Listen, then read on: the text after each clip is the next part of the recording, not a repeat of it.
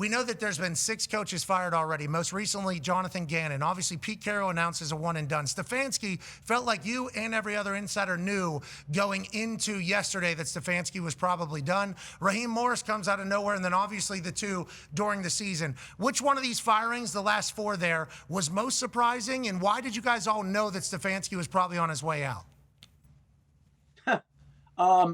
Listen, there are a lot of calls. I happen to think when I did the report on ESPN yesterday, a couple of things I put Shane Steichen, Raheem Morris, Jonathan Gannon, and Todd Bowles in the category. I lean safe on all of them because you're talking to people within the teams and they give you the sense that they think they want to keep him, they want to do that, and then ultimately push comes to shove in the end, and you say, oh, well, Jonathan Gannon's lost 9 straight games. And their defense has given up an average of over 30. And, it seems obvious. Now, Raheem Morris, that was a little surprising. I expected the general manager to be let go, but I think what happened there is the Falcons just wanted to overhaul their entire organization. And Raheem got swept up in that, and he's out. Stefanski, I don't know. It's just calls, instincts, reading between the lines. I don't know. I can't speak for everybody, but I had him out yesterday because I believed he was going to be out. And I believe he's going to be one of the top candidates in this coaching cycle, too. And yesterday we talked about John Harbaugh. Everyone talking in about Mike Tomlin. I felt like John Harbaugh was the real hot-button issue over Mike Tomlin. And those conversations obviously will occur. Todd Bowles is another one. Like I said, maybe I mentioned him before. I was told they don't want to make a change, but I was told that with Jonathan Gannon too, and a change came. And Raheem Morris, and he's out. So these things are fluid, but you have an idea of who's on the hot seat, and then who ultimately gets the chair pulled out from underneath them. I appreciate you having a thermometer on everybody's ass around the NFL, especially this time of year. And we're talking about coaches and assistant coaches and families, so it does suck, but it is the business. And they sign up for it. They understand what it is. Jonathan Gannon obviously announced he's out. Shane Steichen, you mentioned you were leaning towards safe yesterday. Carly Ursay is going to have a press conference at 2:30. What do you think she's going to be saying about keeping Shane Steichen and Chris Ballard? Because obviously those are a couple massive moves for new ownership here. Well, Pat, you texted me yesterday, right? You said if I could take people behind the curtain, I'd be like, what do you think in Indy? And I said, I think they're both safe. And you're like, how do you know that? And I'm like, it's calls, it's checking in with people. And sure enough, they didn't waste any time. Right after the game, they announced that both men are back. And I just believe it's new ownership.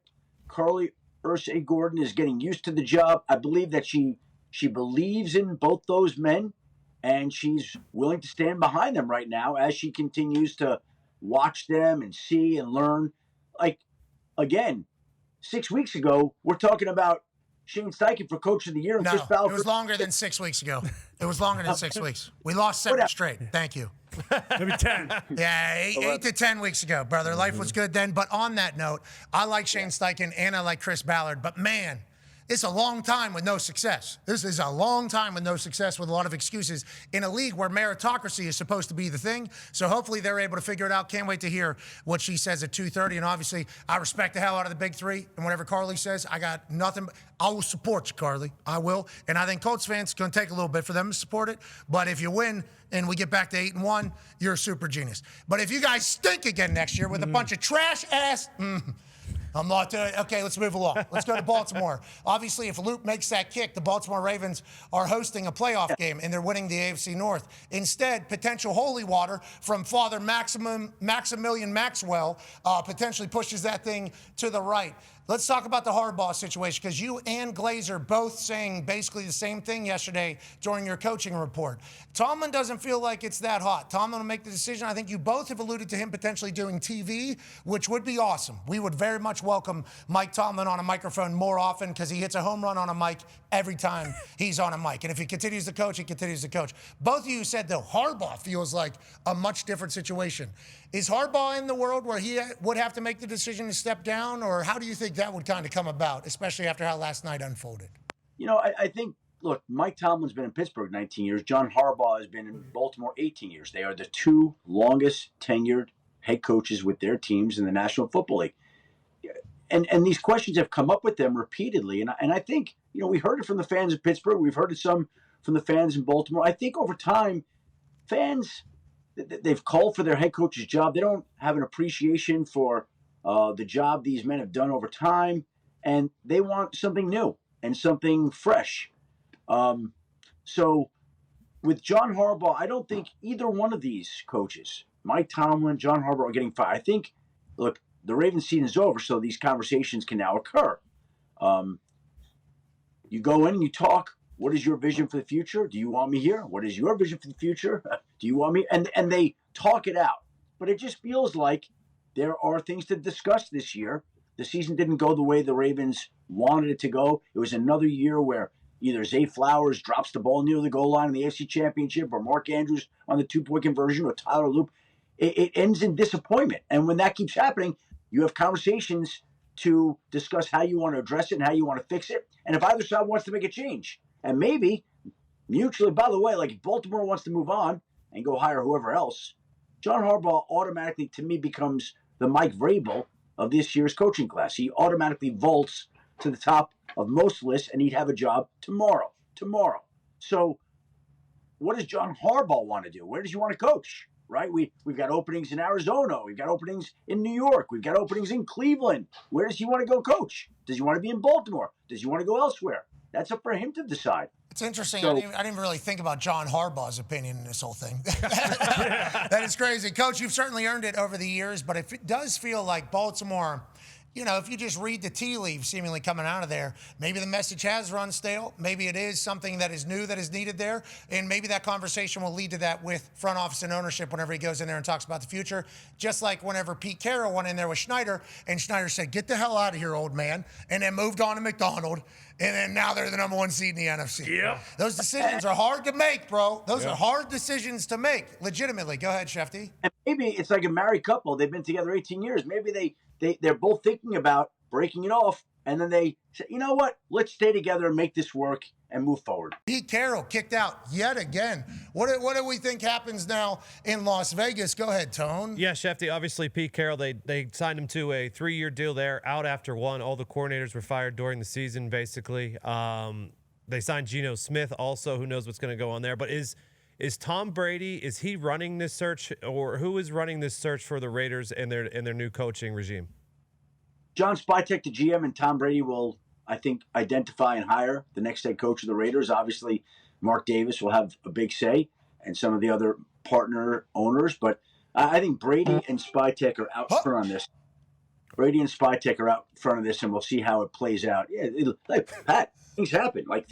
You know, the news waits for nobody here. Yeah, absolutely. That's especially on this Black Monday. Now, the Pete Carroll, Tom Brady, Spytek situation out there in Las Vegas. They also have the number 1 overall pick. They do. Yep.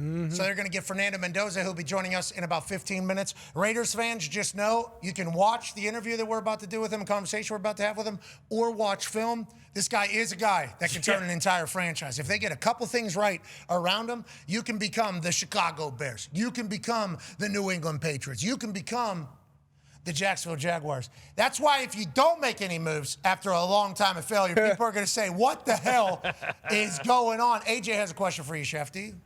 Yeah, Schefty, we hear from people, I mean, on ESPN all over the internet that Stefanski is most likely going to get another job within this coaching cycle. Do you think that's the case? And also, like, what are some hot names of people that you think may be off the board quick to get hired? I think this is a little bit of a different year. First of all, I do think that Kevin Stefanski will wind up with another head coaching job if he wants one. I think he's going to be a little bit selective about what he chooses because, look, he just got fired in Cleveland. And so if he gets fired again in the next job he chooses for whatever reason, then the chances are he's out of head coaching chances. So you want to be very selective and careful. But I do think that the Giants and the Titans both will have interest in talking with Kevin Stefanski. I do think that he'll be a top candidate in this cycle. I think when we look at some of the others, I think Raheem Morris may get some head coaching interviews here. I think Robert Saleh could get some play. I think. Oh no! Somebody just. Somebody just missed. Is get some interest, I hear, and get some interviews. Jeff Hafley in Green Bay is going to be somebody. No! Matt Nagy, like we know some of the names. And you just don't know how Vance Joseph in Denver, you don't know how it's going to play out and how each guy will interview. But those are some of the names I think that will have some requests here and go on some interviews. Mike McCarthy. Yeah. Mike McCarthy Big out there Mike. is going to be a part of these. And we're excited to see where he ends up. Feels like he feels really rejuvenated after the year of hunting with his dogs and hanging out and watching ball. Well, it's pretty crazy watching all games, not just one game. I learned so much. It's been a fun year. You guys really good. Ebbs and flows of every week. It's pretty crazy. I'd be excited to see him get another shot. Yep. I don't know what his record is, but I think it's up there like Very good. Same as like Tomlin and Sean Payton. He's been good to us, and we're not going to openly campaign for anybody, but I think Mike McCarthy would be an awesome coach for somebody after the year that we've spent. He's been such a surprise to me. Just such a surprise. The way he talks, how he talks, the way he views things. He's a deep thinker, this guy. Mike McCarthy's a deep thinker. I did not expect that. I think a lot of people probably didn't expect that. He's a likely. He loves ball, too. Loves ball. Speaking of ball, you got to talk. Paul. Years did he coach? Hey, AJ, how many years did he coach you for? All 9. My 9 years in Green Bay, he was my head coach. His first year was my first year. Okay, and how would you feel about him getting a head coaching job?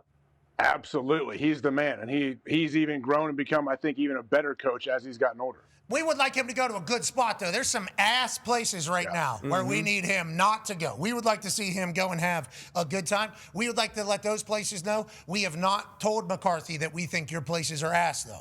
We have only supported Mike McCarthy doing his thing. Now, let's talk about Mike McCarthy and AJ. Go ahead, Ty. Yeah, so the guy who replaced Mike McCarthy, Schefter, for whatever reason, the Matt LaFleur stuff, even with his win percentage being one of the highest, in NFL history through your first 8 seasons or whatever. A lot of stuff is still coming up that basically says, like, hey, if the Packers don't have a deep playoff run this year, there's a chance that he's going to be let go by Ed Policy. Are you hearing anything else to that? And who would be the one kind of pushing for that? Is it the media? Is it Ed Policy? Is it, people in the, like the GM suite? I mean, like who? Because by all intents and purposes, Matt LaFleur has been very good as the Packers head coach, but he has fallen flat in the playoffs. Well, it wouldn't be a media decision. It would be, I believe, a Ed Policy decision as the president of the team succeeding Mark Murphy. He is the one in charge of those decisions. And, Matt LaFleur was asked about his job security this year and commented on it, which led to about a week worth of speculation. And again, I feel the same way about Matt LaFleur that I do Kevin Stefanski if they moved on. And he's going to be going into the last year of his deal. I think he'd get a job in this cycle as well.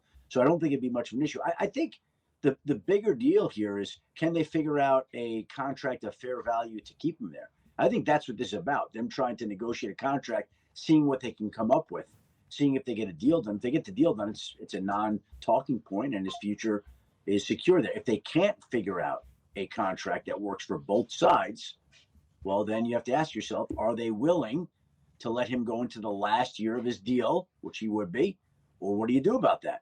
And very rarely do teams want coaches going into the last year of their deal, which I believe the priority will be to re-sign him to an extension this offseason. And let's see what happens with that first. Yeah, Schefter, Arizona, Kyler Murray, what's the situation there? Are they going to kind of hold on to him? Is he going to be part of the new regime? Is he going to get let go, traded maybe? And then same with Miami and Tua. Tua is also done in Miami. What are those situations there? I think both. I think the expectation is in both places, no matter who's making the decision. Obviously, I'm looking for a new head coach. Miami is currently looking for a new GM. I would think that they're both going to be planning to move on from their respective quarterbacks, and it's just a question of how they decide to extricate themselves from those particular contracts, which are burdensome right now. Let's talk about a young quarterback. Go ahead, Darius. Yeah, a lot of these head coaches that had these turnarounds joined young quarterbacks. Cam Ward had an injury on his throwing shoulder yesterday. Any update on his injury? Sprained AC joint. Doctors told him they don't think he needs surgery, so that's an encouraging news development for him. As you guys would know better than me, the last thing you want to do is hurt yourself on the last game of the season, have to spend time in the rehab room while everybody else is going away on vacation.